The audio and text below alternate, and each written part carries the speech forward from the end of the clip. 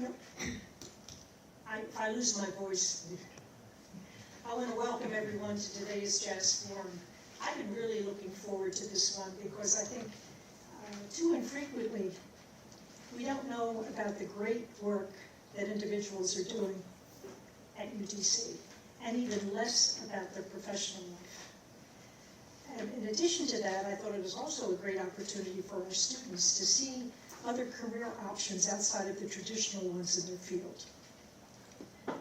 So let's get started. I want to thank Michael Fitzgerald, my colleague, friend, and just a great resource for the university. And the title of this is, where can a degree in jazz studies lead? But it really could be any music degree. It could be any degree, specifically in the College of Arts and Sciences and the Humanities.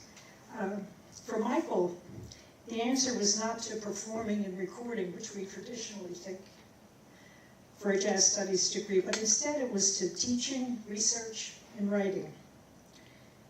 He studied piano with Kenny Barron, the awesome Kenny Barron, at Rutgers University, and he's our electronic service librarian at UDC, and also works very closely with the Felix E Jazz Archives.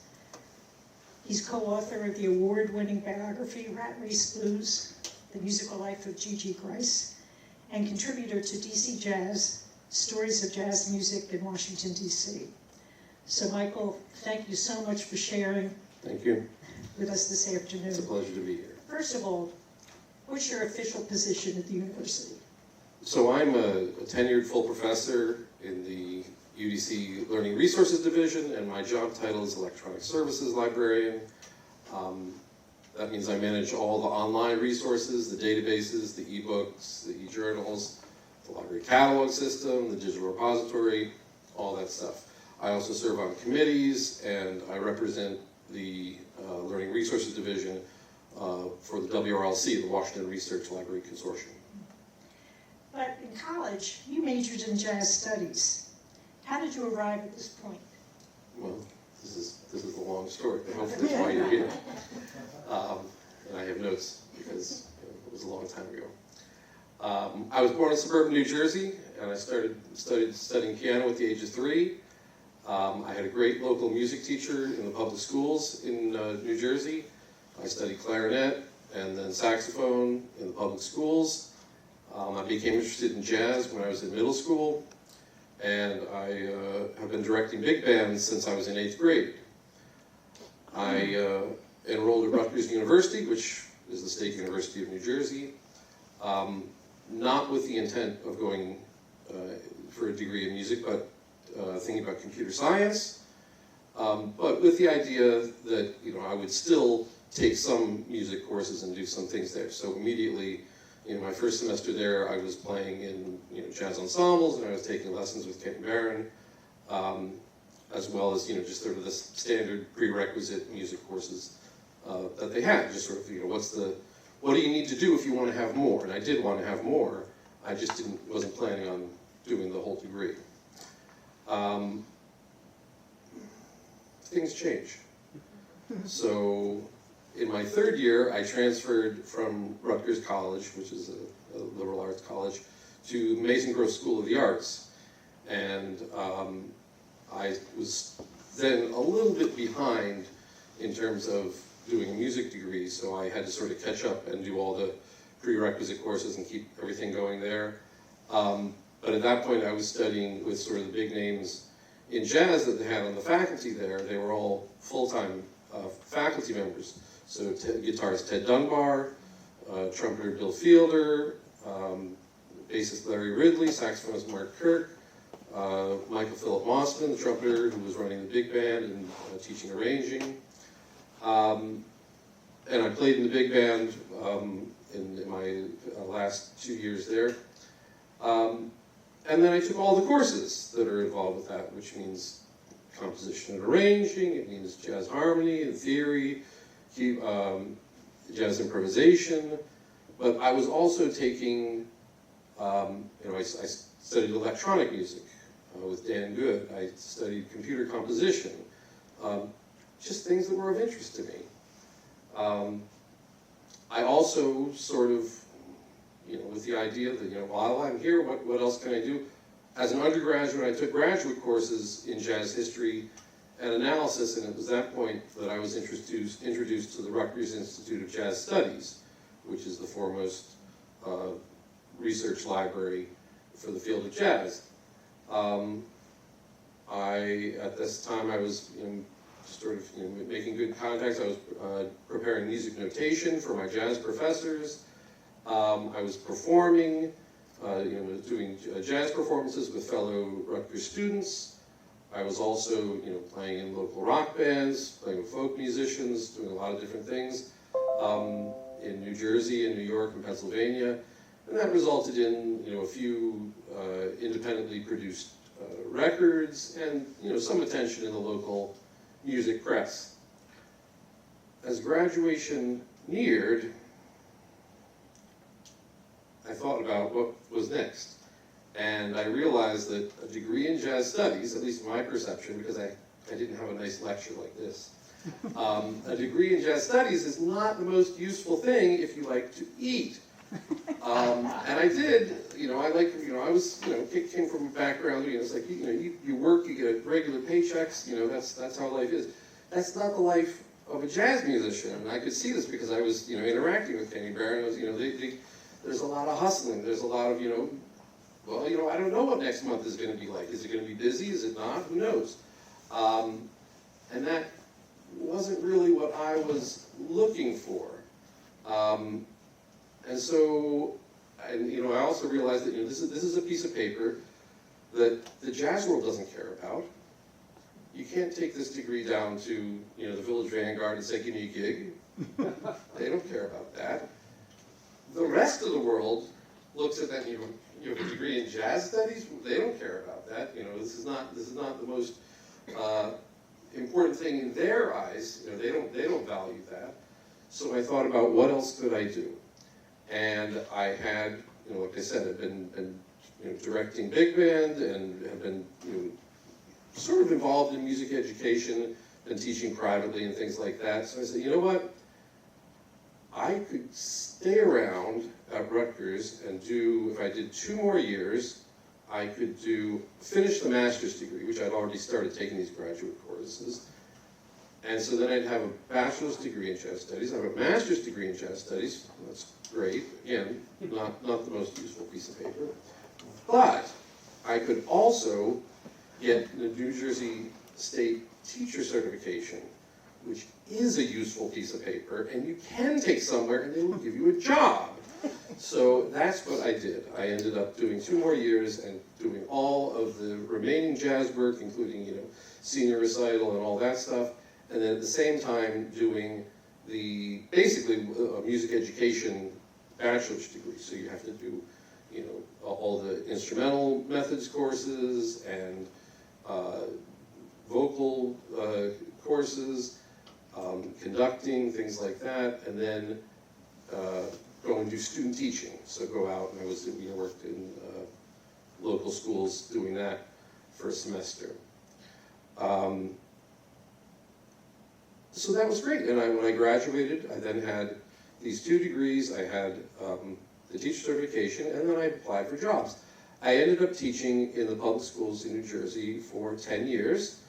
I taught 6 years at the high school level and then 4 years at the elementary level.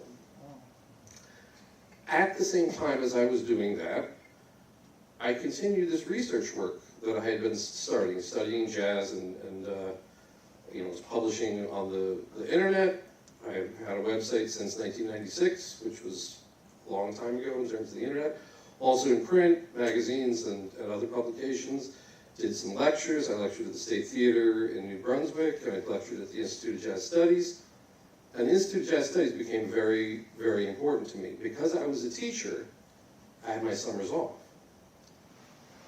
Those summers, I basically lived at the Institute of Jazz Studies, okay, which is, again, it's like a kid in a candy store.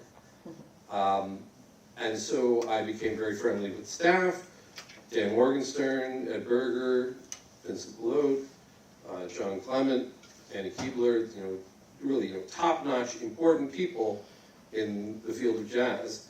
And I also met other patrons at the Institute. Just, who's this guy at the next table? And, I meet someone in the hallway, or things like that.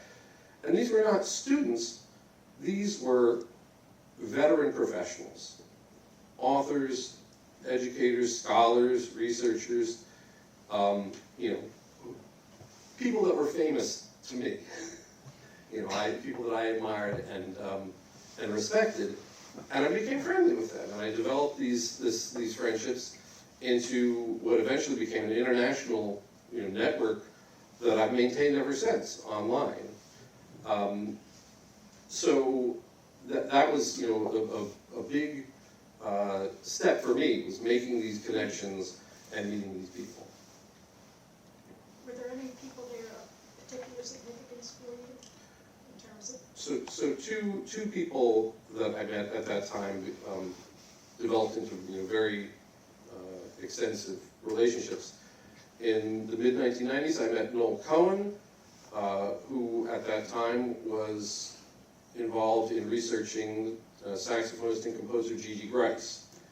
And we ended up collaborating on this book, which came out in 2002, Rat Race Blues Musical Life of Gigi Gryce, and it combines original interviews that Noel conducted of Gigi Gryce's family, his surviving colleagues, people who knew him, and the story is sort of mostly told in their words, and we brought that together with extensive research that we conducted on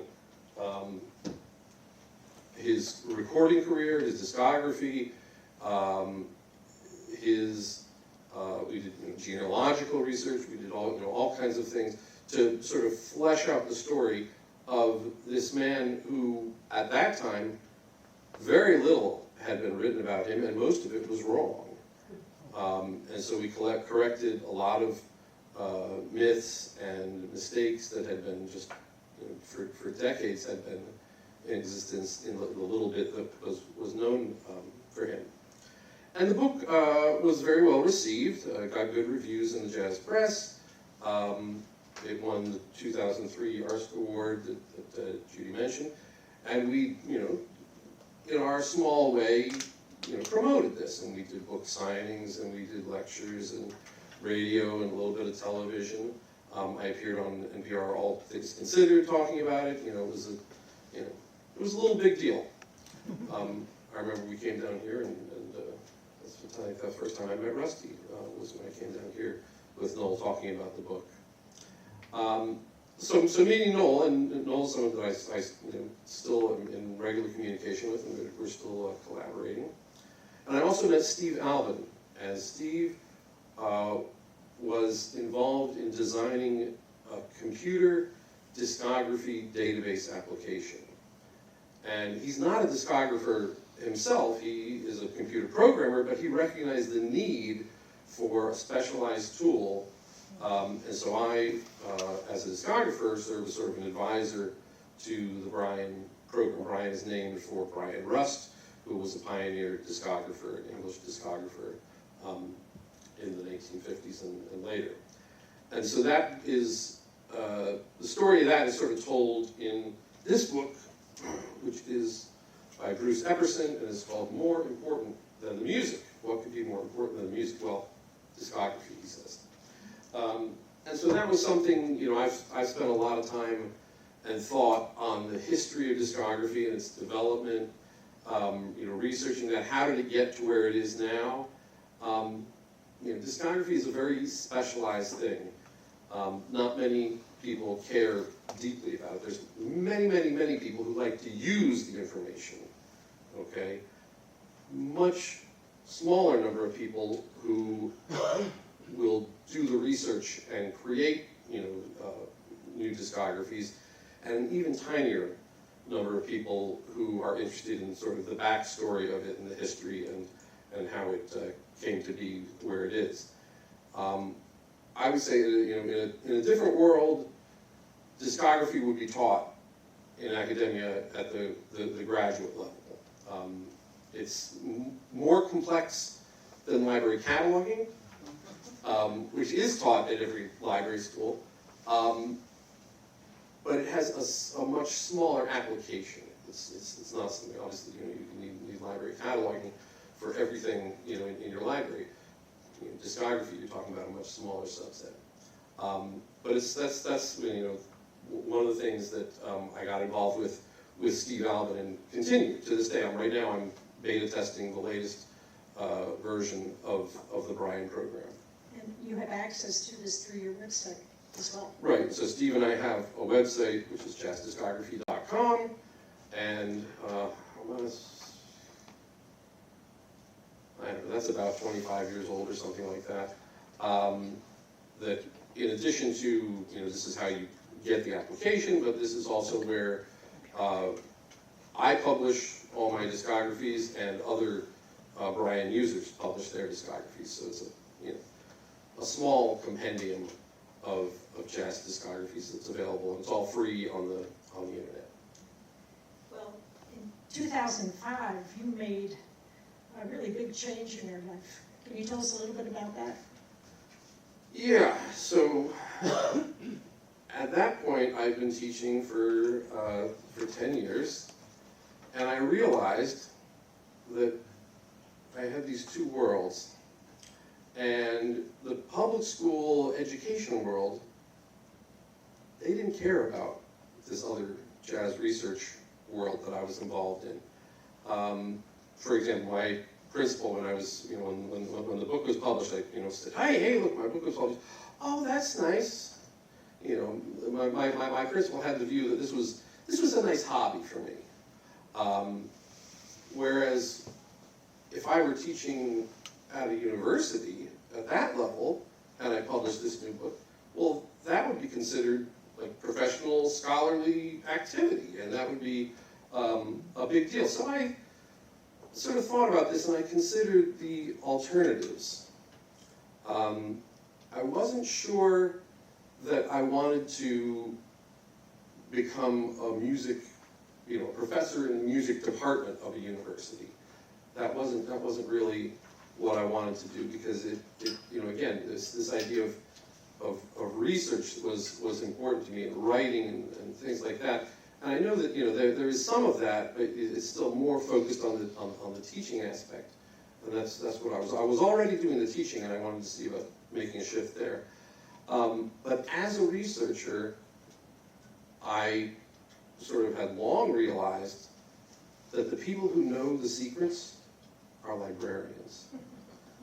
They know how to find things. And I wanted to learn those secrets so that I could do my research better and be able to find all these things that were out there. And I ended up helping a friend of mine from Rutgers who was going through library school. And he did a master's paper on discography, and I helped him out with that and gave him information. And I realized, you're doing for credit and a degree the stuff that I do for fun. How can I get some of that? And so then I considered this and said, how do I make this change? I ended up moving to North Carolina, and I attended the library school at the University of North Carolina in Chapel Hill. At the time, it was the #1 library school in the country, for what that's worth. I had a full scholarship there, and as part of that, I had a paid part-time position in the music library and in the music cataloging department.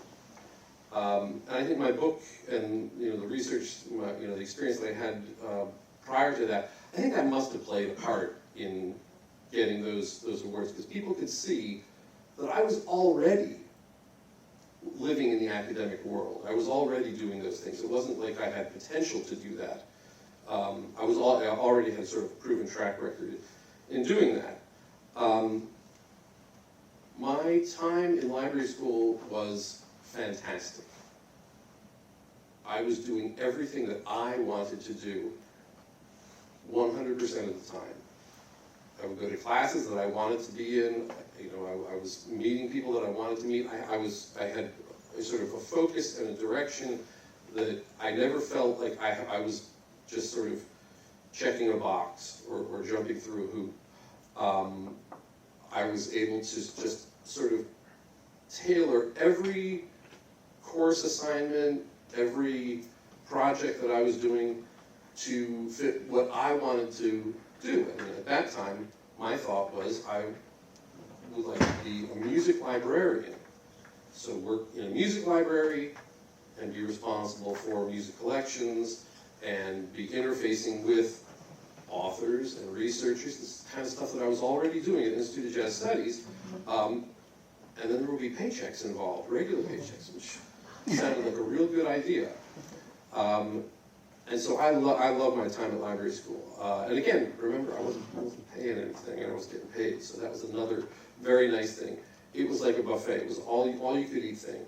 The program at UNC at the time, it's a 2-year program. It requires 48 credits.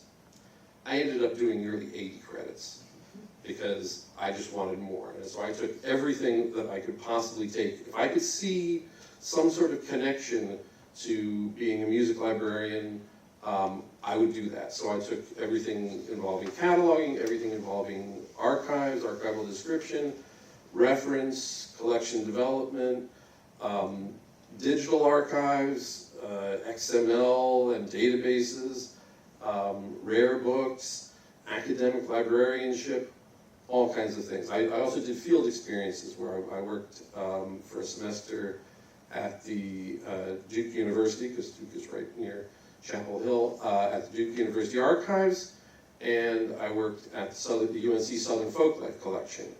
And so at Duke I was dealing with manuscript collections, and at Southern Folklife Collection I was dealing with audio preservation. So acetate discs, 45s, 78s, learning how to preserve those, learning how to take care of them in an archival setting. I also worked for a friend of mine who was at Duke at the Center for Documentary Studies on the W. Eugene Smith Jazz Loft Project, which involved tape recordings and photographs, and I was involved in sort of the cataloging and organizing of those materials. So I was getting great experience. I had a tremendous resume that I was building at this time. UNC requires a master's paper for part of the graduation requirements, and so my master's paper was on jazz archives in the United States. And I did 5 case studies of archives, and so Rutgers University, Institute of Jazz Studies, Chicago Jazz Archive, the Tulane University, the Hogan Jazz Institute, the Los Angeles Jazz Institute, and the Felix E. Jazz Archives at the University of the District of Columbia. And so that was the first time that UDC arrived on my radar. And that's when I first encountered Judy, because I was doing interviews of the directors of these archives and just sort of going through questions and then being able to take that and interweave that with sort of a history of jazz in academia and the sort of trying to figure out what is a jazz archives, because it sort of combines different aspects of different kinds of libraries. And so I did that and graduated in 2008. And following that, I was just, no one was giving me any assignment. I needed something to do.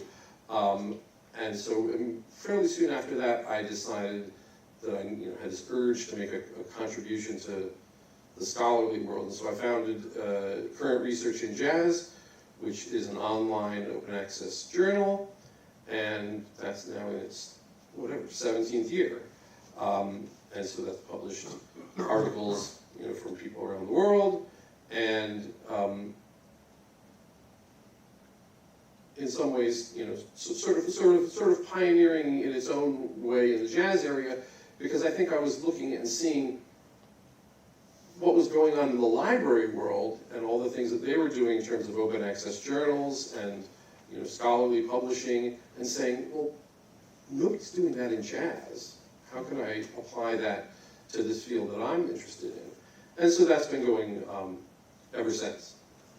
So, I can remember when you came down to Washington, D.C. to visit, he was, I was going to say auditioning, he was auditioning at the Smithsonian and the Library of Congress, and it so happened that UDC had an opening at that time for electronic service librarian, so we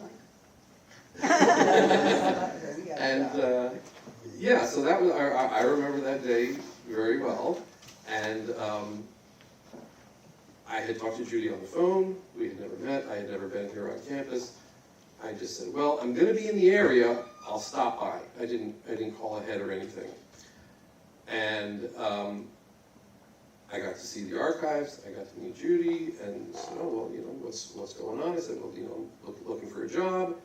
And he said, well, there's a job here. It's not a music job, but if you came here and got the job, then there would be an opportunity for collaboration with the Jazz Archives. And I said, well, that sounds interesting. And I sort of thought about it, and I had other things that I was applying for, and I actually had another offer at the time that was for a music position. But I thought about it, and I said, you know what? I think I would rather be here at UDC.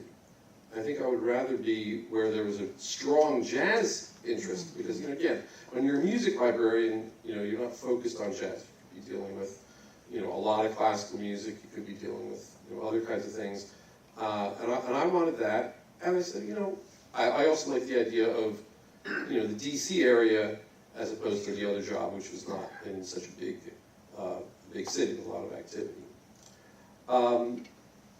And so I became the first electronic services librarian in the history of UDC.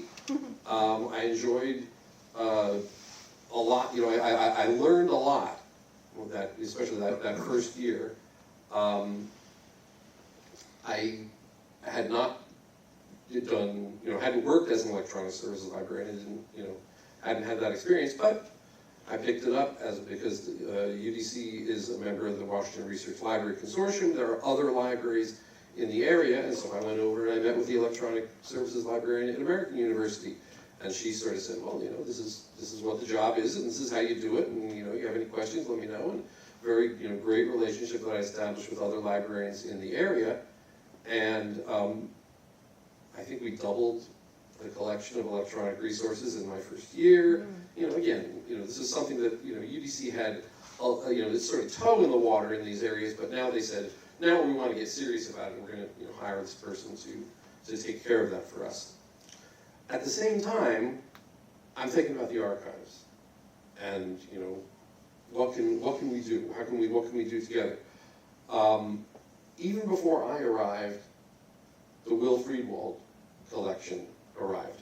Will Friedwald's an author and researcher that I knew in New Jersey and New York. He said, I got this collection of LPs that my father, who was another jazz researcher, and I, built over decades. We need a place for it to go. I want to say it's over 10,000 LPs. And I said, well, there's this place that I'm going to be working at, in a couple of months. Maybe that's something to consider. And so then it happened. went to New York, got the collection, brought it back to the university. This was the first collection that we were able to, through your really contacts. It was really wonderful.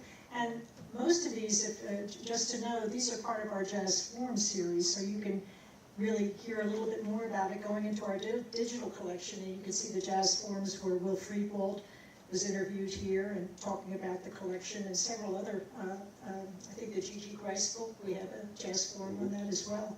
So it was a great opportunity for us, and we've just continued. Right, and that was another thing that, when I first got here, I said, oh, well, at Rutgers, at the Institute of Jazz Studies, they have these jazz research roundtables, which were, again, it's this great sort of networking thing, meeting people and hearing, about, the projects that people were working on. said, we should do something like that here.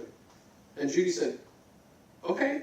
And so we did. And so on September 23rd, 2009, so I started in July, so September 23rd, we had the first forum, and it was right here in this very room. Andrew White, the saxophonist, and Yasuhiro Fujioka, the John Coltrane discographer, came here and talked about John Coltrane on his birthday, September 23rd. And it was great. And we had a fantastic experience doing that, and we've continued it ever since, more or less, about three events a semester or so. I can show you the list here in a minute. I'll go from the archives. But it was we have been doing these things informally without, people coming in. We even had, like Randy Weston, we'd have these things, we'd record them, they become part of our archives. But this was to formalize it with the JAZZforum was really a wonderful idea. And it's one of the long-range programs we had, that in addition to Alan's Meet the Artist. And I think that was another thing that you always pointed out about the archives, is that we're connected to an active jazz performance program, which makes it one really of the few, unique. yeah. That's an important thing. And so, we created that, and then had to sort of keep that going. Additional collections, I made contacts with other people. Royal Stokes collection. Royal Stokes is a writer from the DC area, and I got in contact with him and said, hey, have you thought about your materials and where they might end up? And they ended up here. And that's been a gift that keeps on giving, because it wasn't just one delivery. It's been sort of an ongoing thing. Also, the Franz Hoffmann collection, a jazz researcher from Germany, brought that collection here. And so I had the opportunity to do these things. It was exactly what I wanted to be doing, even though, my official job was, working with electronic research. I had this great collaboration with the Jazz Archives. If you look, this is the Jazz Archives website, which you all have access to. Just go to jazzarchives.org, will take you there. It's a very easy one to remember. But if you go to the collections, you'll see really a list and an inventory sometimes of all the collections that are here. It's really people don't realize how vast it was. We're right now in between, we'll talk a little bit more about that later, but in terms of facilities, but we are still active, we're still, processing these collections, we're still doing, getting research requests. I'll tell you about one we just had recently. So all this great stuff is happening, fairly quickly, as soon as I arrived in the area. In 2010, I was the co-director for a National Endowment for the Humanities Digital Startup Grant, because I met a professor at American University, and so that was for a project called the Map of Jazz, which took my discographical data, which I've been, again, doing this Brian application, and then creating a data visualization, interactive visualization, to explore the connections between musicians over their careers. So you can see, okay, this person worked with so-and-so in this decade, and then later on they worked with this circle of people, and you can sort of see how these relationships develop over time. In 2014, Noel Cohen and I had amassed enough additional material that we said, we should do a second edition of the Gigi Gryce book. And so that's this one that came out, and it was, in the meantime, since the first book was published, the publisher went out of business. And so the rights came back to the authors, and we said, well, we could go and look around for, another publisher. I mean, obviously this is an award-winning book, and it was in hundreds of libraries. I mean, it was a very, successful thing. But again, based somewhat on things that I had learned in library school, I said, well, why don't we do this ourselves? And so I gained some new skills and studied some new things, and learned how to set up a publishing company, how to prepare a print-on-demand book, And so now that's published by us. Current Research in Jazz is the publisher of that, and it's now, whatever it's been, 11 years of, being constantly in print. It's always available, and it's being added to new libraries. I'm in the midst of doing with Noel, a radio series on that, or sorry, not radio, but internet radio series on that, where it's a book discussion, and so every sort of infrequent, every month about, we'll look at another chapter of the book and have play music and discuss that, and it sort of kept up the interest in the book. So that's again, like that Gigi Gryce thing keeps on coming. Being in Washington, rich jazz history. Obviously, the Felix Grand Jazz Archives is has a strong collection in that area. I wrote an article for Washington History, the journal, that later evolved into a chapter in a book, which is DC Jazz. And Judy wrote a chapter in this book, and Rusty wrote a chapter in this book. All the finest contributors you can imagine, so that it tells, through different angles, the story of jazz in Washington, D.C. And again, it's a great book, but then it's still only scratching the surface. There's so much more. And so what I sort of took it upon myself was, how can I share all this other information that I've been digging up?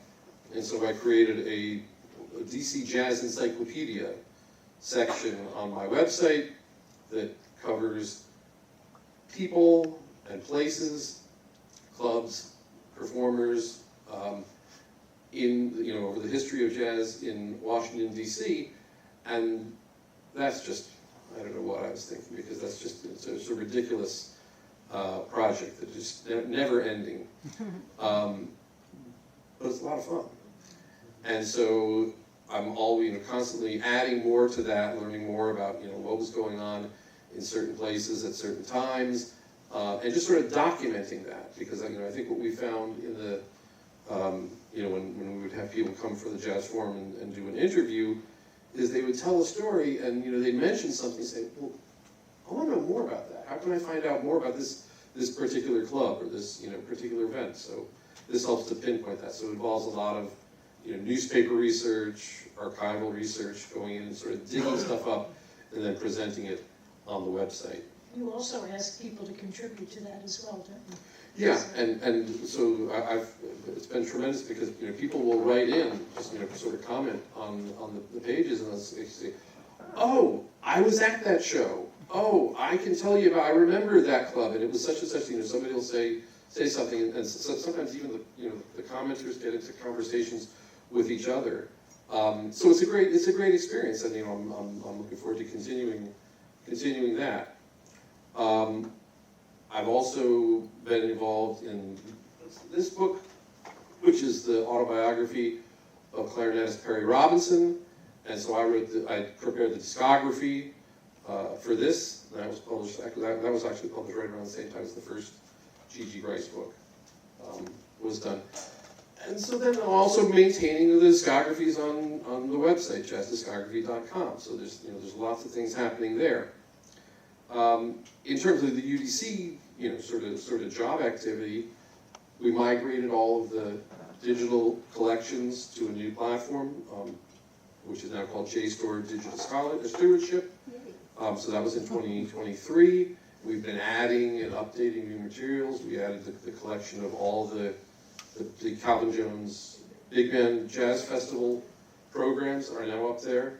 And then I just, I do my regular job, which is managing subscription resources for the university, which is, it's approaching, $1 million a year worth of subscriptions that are available to the students and faculty and staff at the university. And then, in the midst of all this, I also got married, and, I now have 5 brilliant and charming children that my wife and I homeschool. So that you know, sort of takes care of the free time.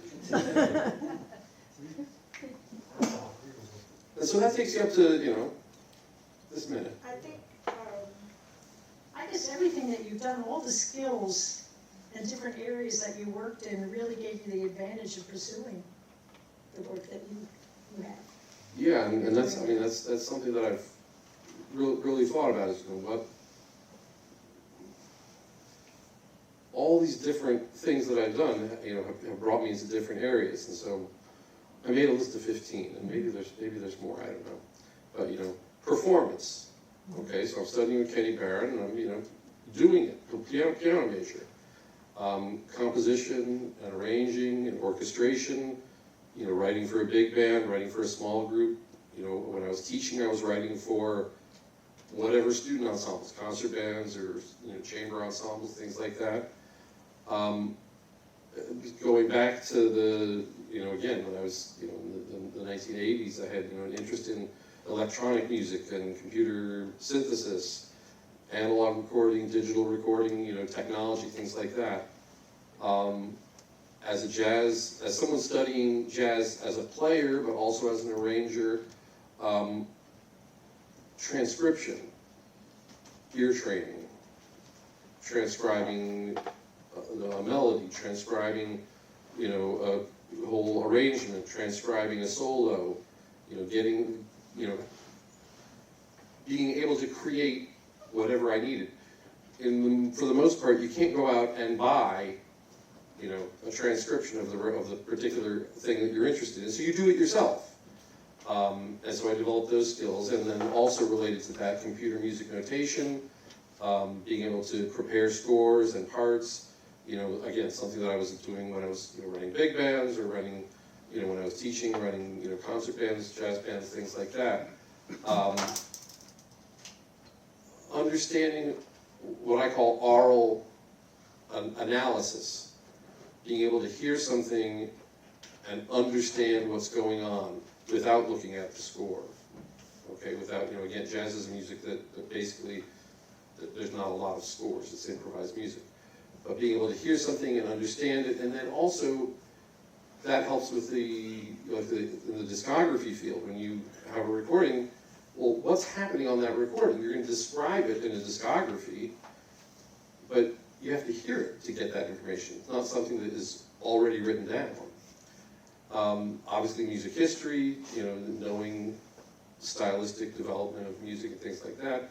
Discography, bibliography, the study of you know, the literature of in this case jazz. I had studied education, you know, when I was doing that you know, music education requirements. Not just the music education, which is the instrumental and the vocal and the, you know, the ensemble stuff, but the education stuff, you know, child development, things like that. Understanding, you know, how the brain works, understanding, you know, how different teaching approaches are used, and again, not necessarily specific to music, but in just broader. Again, That's with the homeschooling. for sure. Audio preservation, again, I had done that at UNC Southern Folklife. Digital preservation, I studied that at UNC, and then had done more of that with the digital repository here. Digitizing things, figuring out, you know, what's the best strategy for keeping something for a long time in a digital format, which is, again, it's a fairly new thing. Stone tablets, we know, last a long time. 78 RPM shellac discs last a long time. CDs? Not so sure. Digital files? Not so sure.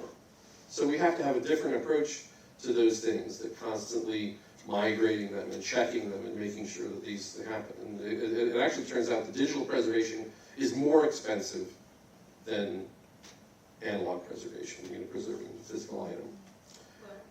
And Your career path has been unusual, to say the least. But do you ever regret your earlier work, your performing, singing, playing? I mean, do you still play at all? I play only in that I teach my children. That's all that I do. I haven't played seriously basically since I left Rutgers. Once I began teaching in the public schools, there wasn't. I was not about to go out and to teach for a full day and then go out in night and do gigs. I even stopped teaching privately at that point because you know what, all day was enough for me. But no regrets. But I don't. And could I have gotten the job that I have now without all that? Yes, I could have done a bachelor's degree in library or information science, and I could have done the MLS, and then I'd be perfectly qualified for the job. But I wouldn't have gotten to library school if it weren't for all that music stuff. That's what sort of steered me to the library world. And then when I arrived there, that's what gave me direction, and that's what sort of made those 2 years of library school just the best thing in the world, because I knew what I wanted to be doing. We're very happy that you're here. It's been a great asset to the university and especially to the Jazz Archives. I'd like to mention another person that Yoko, who's a cataloger who works very closely with us. The library is probably, I think, one of the most important parts of the university. The most important part. Absolutely, it's the most important part. And I think maybe just to say a little bit, I'm getting a little selfish here, a little bit, what makes the Jazz Archive so special or so different from other archives? So, again, I wrote a master's paper on this. It's hundreds of pages. You can go out and read it. It's there. But I would say that a Jazz Archives is special because it's a combination of several different kinds of things that bring certain aspects together in varying degrees. Firstly, it's what we call in the library world a special collection, in the sense that it's a single location that brings everything together about a particular topic. It's a music library for a specific kind of music. But most music libraries put an emphasis on notated scores. If you're going to be studying Beethoven, well, you want to have the complete works of Beethoven, okay? And scores prepared by composers, that's what most music libraries put an emphasis on. Jazz has some of that, but since it's an improvised music, sound recordings are of more importance. So you have to capture those improvisations on recordings. So a Jazz Archive is like a sound archive, and it has to deal with all the formats that jazz has been issued in: wax cylinders and 78 discs and LPs, CDs, all these things, digital files. And then when you add in video, it's kind of like a film archive. You've got to deal with those things, those preservation and access considerations. A Jazz Archive is often concerned not just with the music and the musicology, but with culture and community. So jazz is a music that's pioneered by Black Americans, so a Jazz Archive has something in common with like a Black Studies Center. And so it's got a certain subset of books and newspapers and periodicals to sort of cover the life of that community. And so in addition to preserving books and sound recordings, the commercial issues, it also contains materials that were created by individuals that are often musicians, but sometimes other authors or researchers that are not published. And so a Jazz Archives is like a manuscript archives. And since most Jazz Archives are parts of universities, it's like an academic library. It has to deal with the teaching and the research of students and faculty in addition to outside researchers. And there's also something to be said about the patrons of Jazz Archives, who are often not like typical academic scholars. Jazz is a music that was ignored and shunned by academia until fairly recently. And so the creators and the experts in the field of jazz developed their expertise outside of traditional academic institutions, and so they approach things differently. And so their interactions with archive staff can reflect that. And the same can be said about the donors of archival collections. So you're talking to people who have not been part of the institutional world, and they need to know that the Jazz Archive, at the Jazz Archive, they're working with people who get it, who understand them, and appreciate the importance of the materials being discussed. And so it's a matter of building and maintaining trust, which isn't easy for an outsider to do. And so all those things that I talked about with developing all those different skills, that makes you sort of an insider, and you can have conversations and you can have interactions with people, and they understand. Oh yeah, you get it. You've lived the life and you've done those things, so that you can you understand how important this collection is, and so it's great to have that here. And Judy knows it as well, because she's been around the block doing all these things too. Well, what's next for you? What's on your calendar? The frustrating thing is that when you do something and you establish something, there's this expectation that it continues. And so it's now been, more than 25 years of the discography website and the jazz research list, and Noel and we are still making new discoveries about Gigi Gryce. And I mean, that book first came out in 2002. Current Research in Jazz is 17 years old. I started this DC Jazz Encyclopedia, and it's something that's needed, but it's another full-time job. So what I really need is like an army of young collaborators to take over all this stuff. And I don't know how I'm going to pay them or anything like that. I'd be happy to share the wisdom that I've gained from others. But so that's the tough thing, is just sort of keeping up with all the stuff that's been started. Because when I was in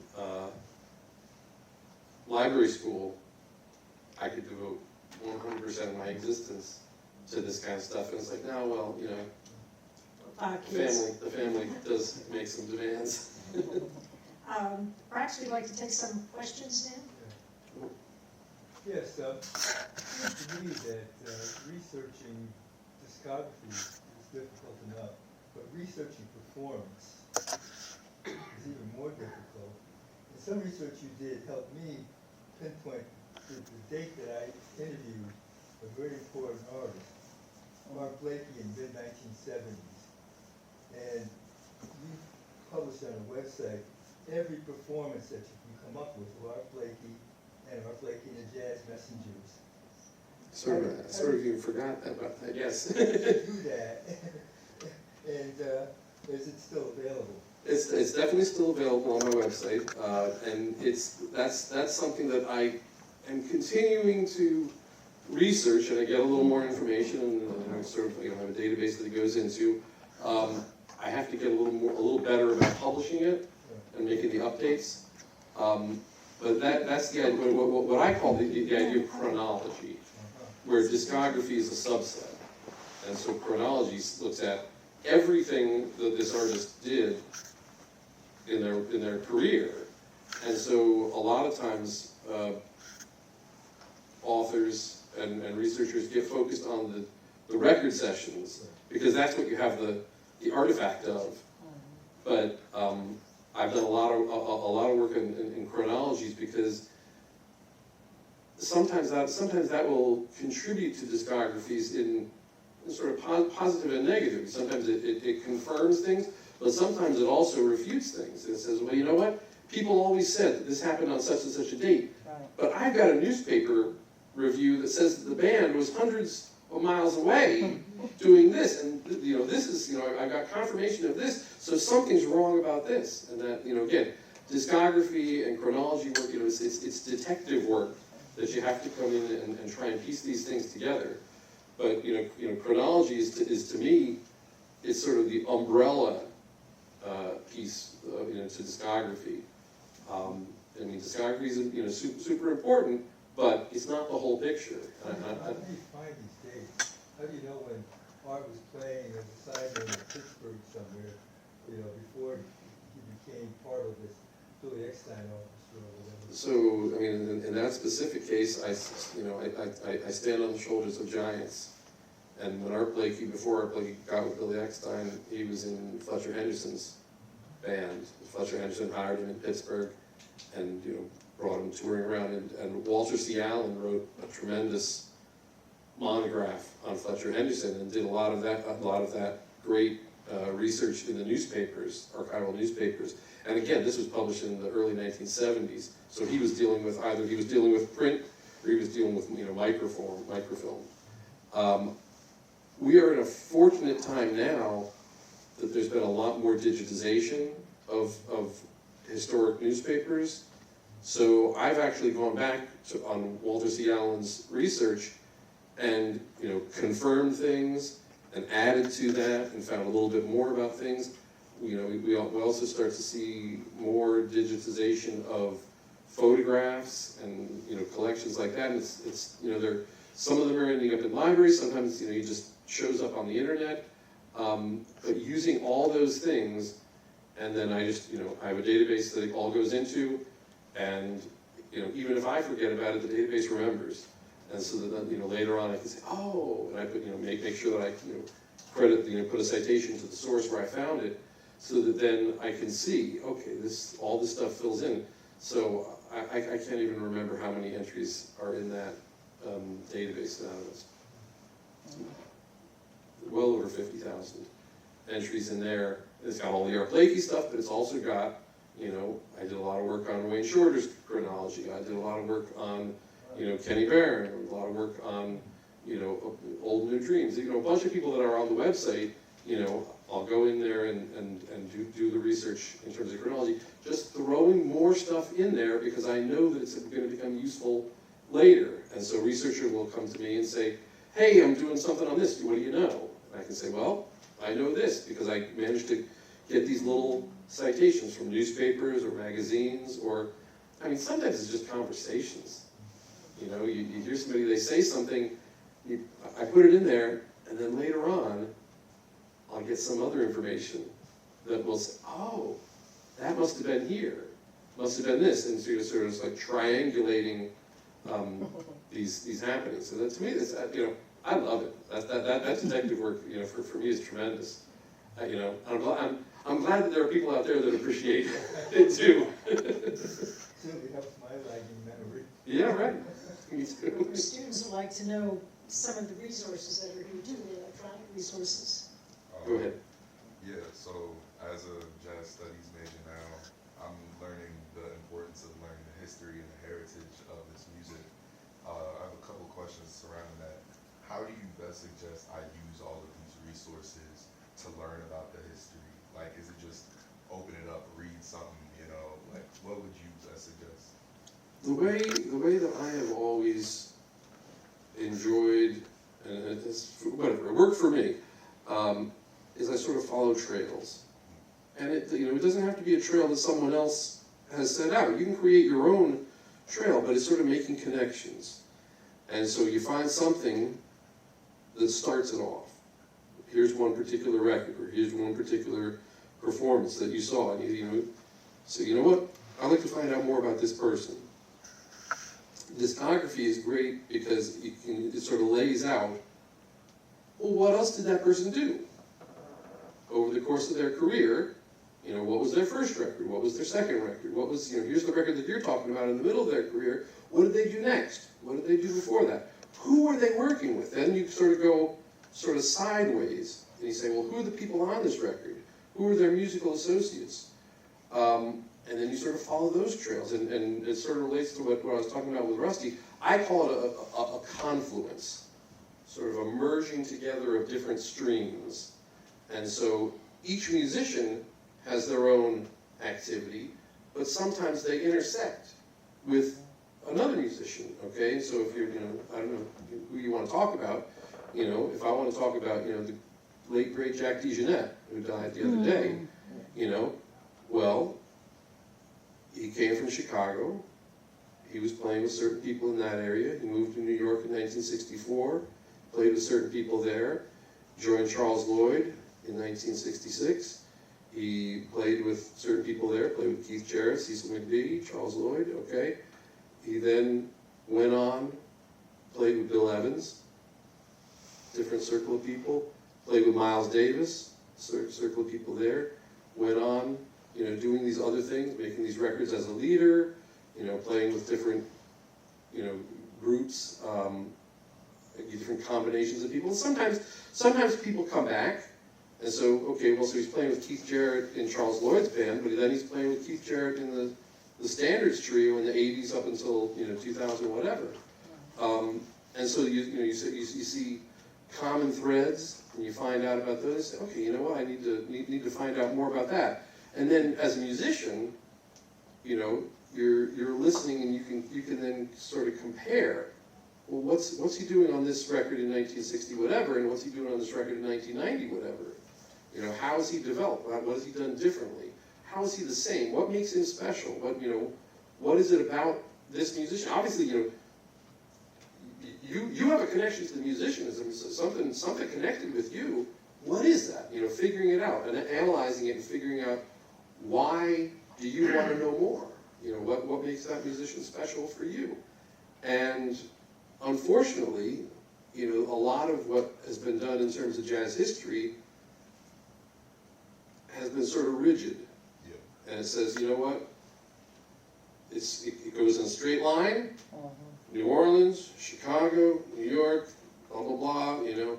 And we have Dixieland, and we have swing, and we have bebop, and avant-garde, and fusion. You know, that's not really how it works. You know, it's much more fluid. And so, you know, as a musician, you need to understand things for yourself. And one of the other things I would say is that the people that have written about music largely are not musicians. And so they don't even know the right questions to ask a musician, let alone if the musician, you know, if they happen to ask the right question, they wouldn't understand the answer. So, you know, being able to work as a musician, you know, being a musician yourself, talking to other musicians, getting the, you know, the secrets, the real information, that's the kind of stuff that you're not going to find in so many books. So, you know, I think, you know, you're sort of, you're building your own history of things. And, you know, to me, that's the best way to do it, because, you know, there isn't one book that you can just get the answers to. You know, there's a lot of resources out there, and you need to sort of, you know, make use of those to get what you need, you know, to improve yourself. And listening to the music. I have another question.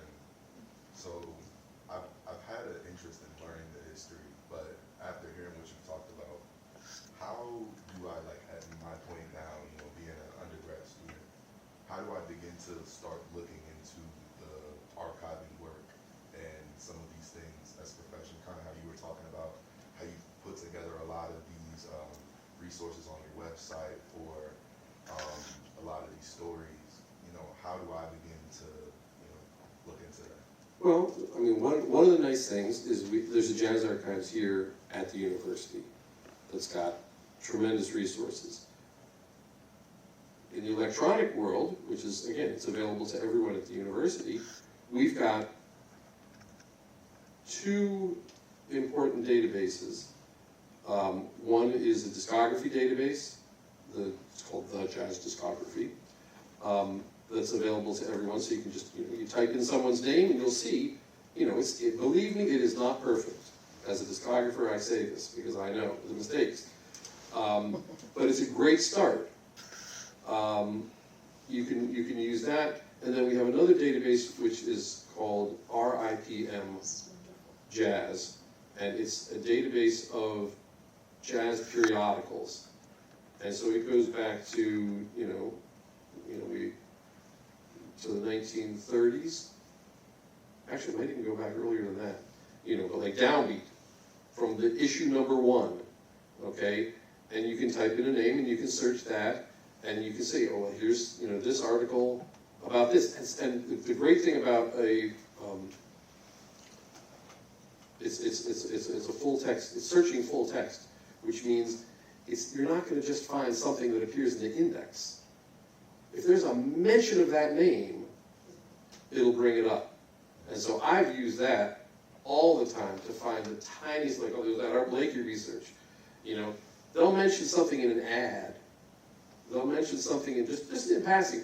Oh, Art Blakey, you know, played great when he passed through town lately. Well, what? Where was that? Oh, you know, it's like it's a clue. And then I go and I find out, you know, more details about that. But that database is tremendous. Again, you know, like to some degree, you're talking about history. You know, it's not necessarily stuff that's current. But if you're interested in the past and how things got here, those are two great resources for studying that. If you're interested in things that are more current, well, you're on the wild web of the internet. And, you know, Google is your friend. Thank you so much. Sure. And remember, you have access. The wonderful part about all of this is that through the university, you have access to all this material through the library. And from the comfort of your home, you sign into your UDC account, and it's there. I actually do have one question, sorry. Please go ahead. So, as like, what does it look like to look into, not to learn this, but to do it as a profession, you know? What does that look like, I guess, for me, if I'm interested in having, you know, archiving not just be something I enjoy to do, to research and study, but like, I want to contribute to this, I want to help, you know. Yeah, so, I mean, in terms of a, you know, a career and profession, you know, there are, you know, certainly for a position at a university, there's going to be certain requirements. They're going to say, you know what, you need to have a master's degree in library science from an institution accredited by the American Library Association, and then they're going to look at, you know, what experience do you have, okay, you know, and again, I was able to create experiences for myself without having jobs. So I could say, you know what, wrote this book. Didn't write that book for a job, I wrote that because we wanted to do that. So, you know, you can sort of build up your resume and your accomplishments on your own, but there's still going to be probably that library degree to get the position. And then, you know, where is that position going to be? It could be in an academic library, at a college or university. There are, you know, librarians for radio stations. You know, NPR has librarians. There are librarians for record companies and sound archives and things like that. There are The Smithsonian Had internships for, of course, we don't know what's going on now with the situation, you know. But, you know, that's something to look into too. They had internships for archivists, for researchers. yeah, and again, you know, the things that I was doing when I was in library school, the field experiences, you know, I was getting credit for doing that, but basically I was like a volunteer worker for that semester, and so they benefited from me working there, and I benefited because it was something then I could put on my resume. And so there are opportunities like that where you can volunteer and learn something and get experience that way. There are two, I think, in this area as far as the graduate degrees in library science and information management. I think University of Maryland and Catholic University were the two in this area. Thank you. Sure. Yes, sir.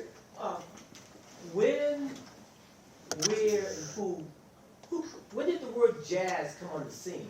Like the when, the where, the who. When did this word jazz, who formed this word jazz? Who made up, is there anyone who headed this? This is a tough question, and it's something that people have written books about. I will just give you the briefest of surveys of that. Apparently, the first usage of the word jazz was in California, and they were talking about baseball. Baseball. Baseball.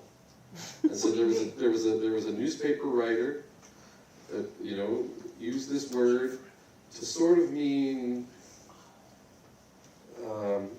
like that, like sort excitement. He had that jazz. Oh, okay. And so that's to my understanding the first evidence of it in print.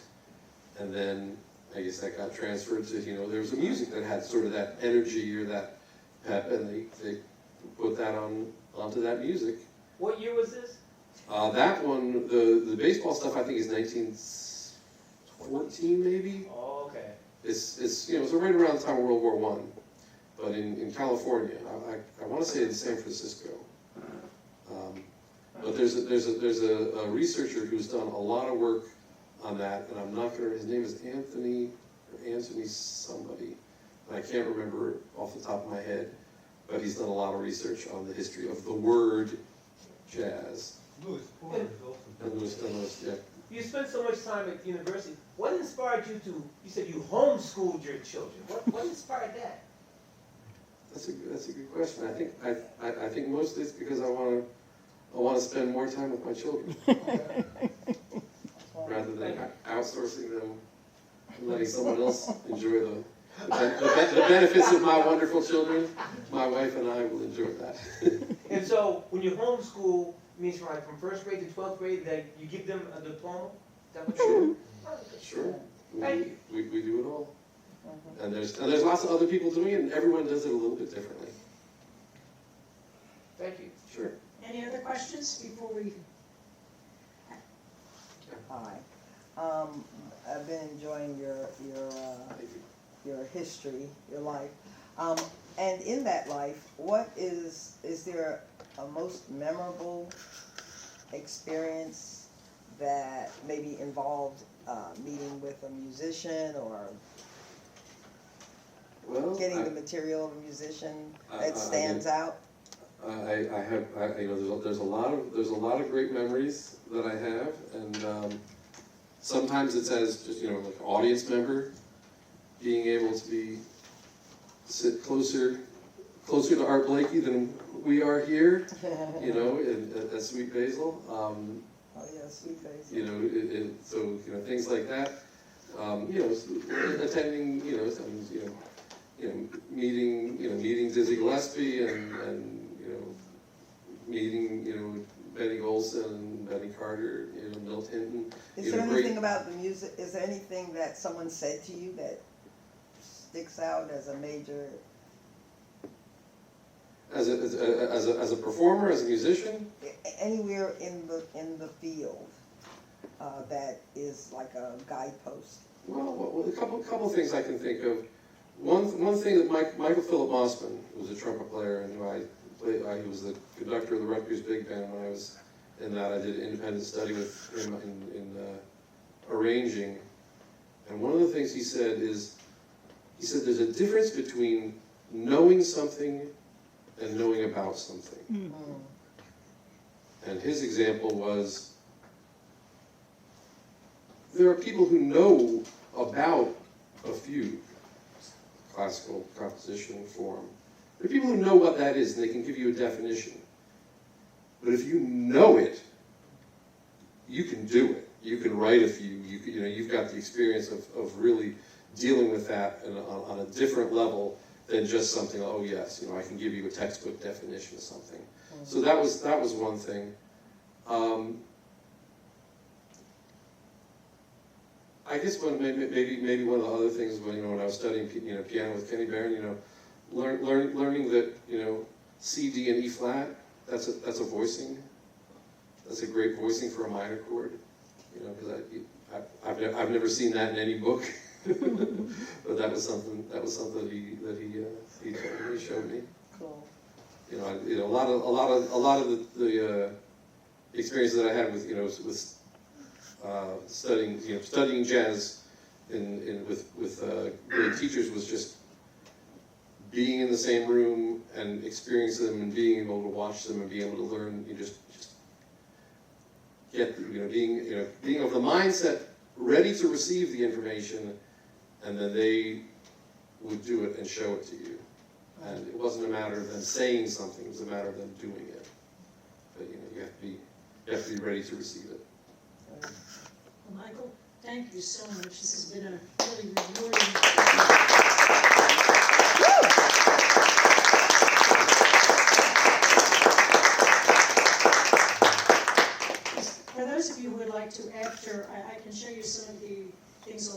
website, you know, how to access Michael's website, the discography, the encyclopedia, and also a little bit more about the Felix Jazz Archives, which you have access to all the time too, and we'll have another, probably another program on that too, because, you know, now that we're in between facilities, so many of the newer students don't realize what we have here. So most of our things are in, the sound recordings are in storage now, but we still have a breadth of you know, materials that we're still processing and working on.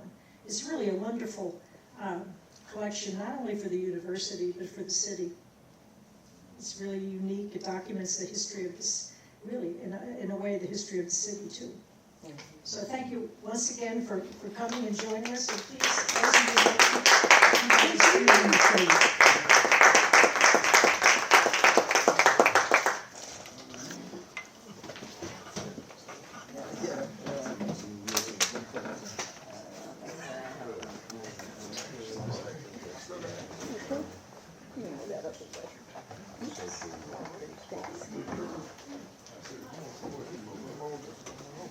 I've actually heard that, so it wasn't